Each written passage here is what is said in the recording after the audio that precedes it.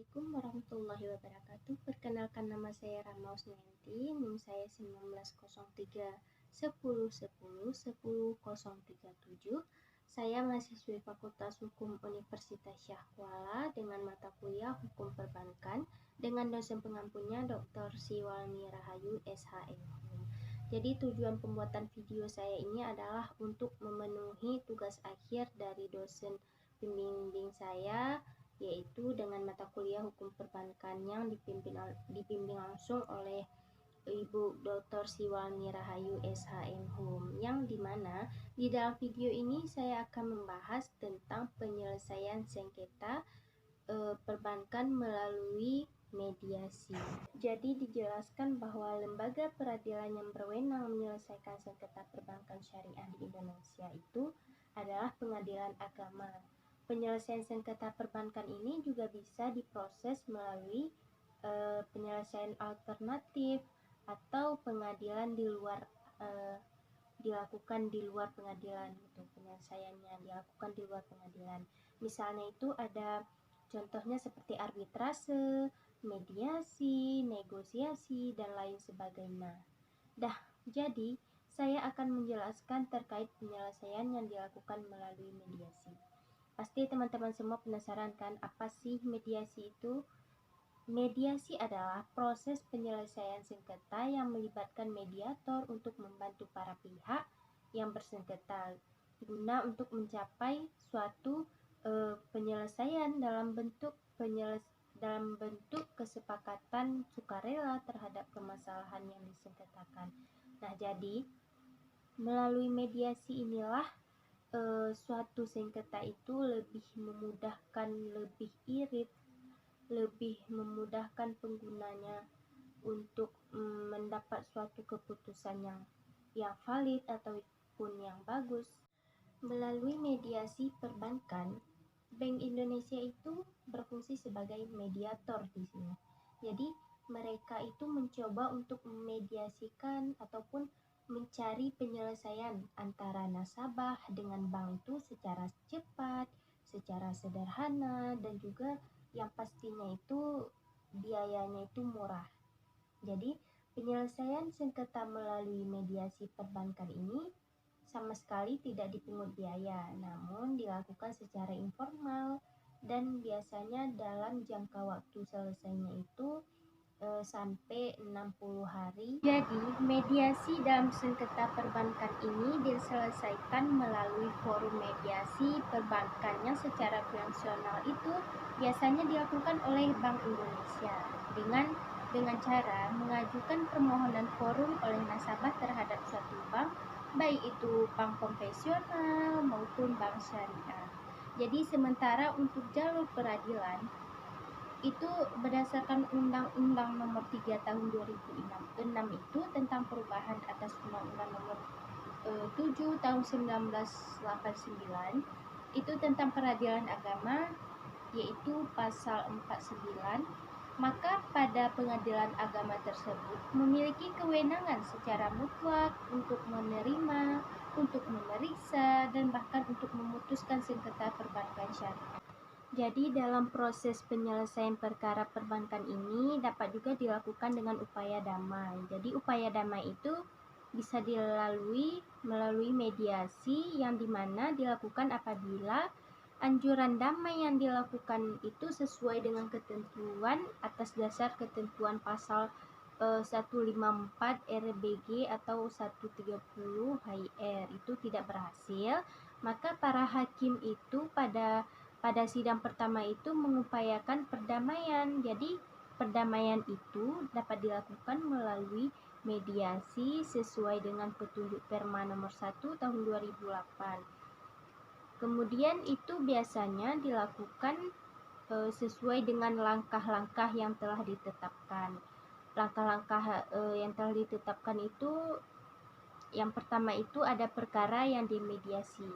Jadi maksudnya di sini adalah perkara yang dapat dimediasi itu adalah semua sengketa perdata yang diajukan ke pengadilan itu pada tingkat pertama, kecuali kesepanjangan perkara tersebut itu bukan perkara yang menurut undang-undang itu tidak bisa diselesaikan melalui perdamaian.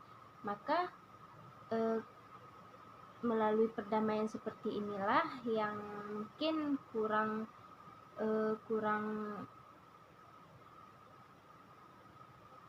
bisa diselesaikan dengan perdamaian, ataupun iyalah dengan perdamaian.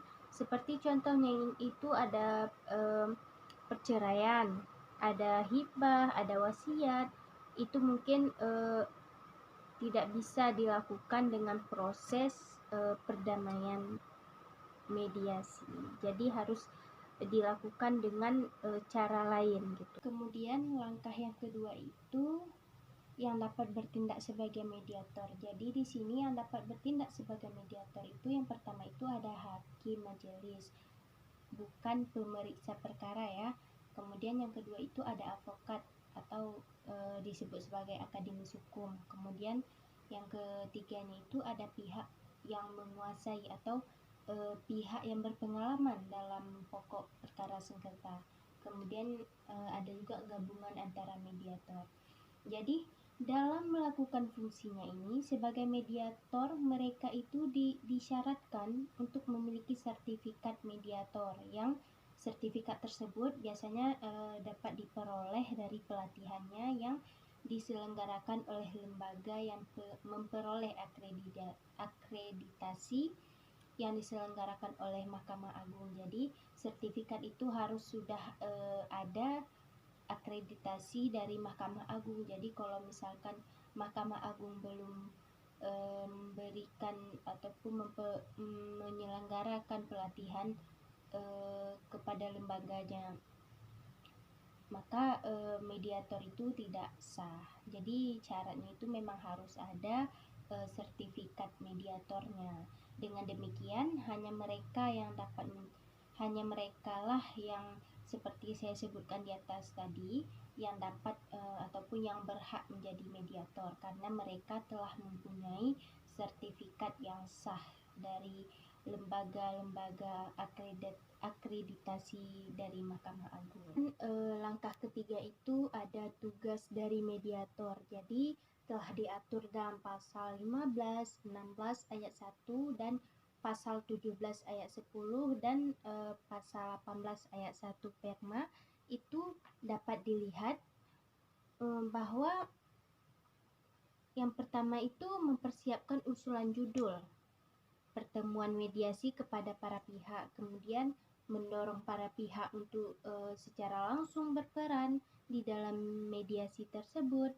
Kemudian ada juga mendorong para pihak untuk menelusuri dan menggali kepentingan mereka dan mencari berbagai pilihan penyelesaian yang terbaik bagi pihak tersebut. Kemudian ada juga membantu para pihak untuk merumuskan kesepakatan perdamaian dalam hal mediasi ini. Jadi yang terakhir itu juga ada apabila dalam melakukan mediasi itu ada kegagalan ataupun gagal, maka mediator ini wajib mengatakan kegagalan tersebut secara tertulis dan memberitahukannya kepada hakim. Jadi jika terjadi kegagalan, maka mediator harus segera memberitahukan kepada hakim. Dari penjelasan saya tersebut dapat saya simpulkan bahwa penyelesaian sengketa secara mediasi ini dilakukan di luar pengadilan itu di Indonesia telah dikenal sejak dulu, karena sistem adat istiadat di Indonesia ini dalam menyelesaikan suatu permasalahan itu selalu menjunjung tinggi musyawarah, mufakat melalui lembaga forum adat masing-masing daerah di Indonesia.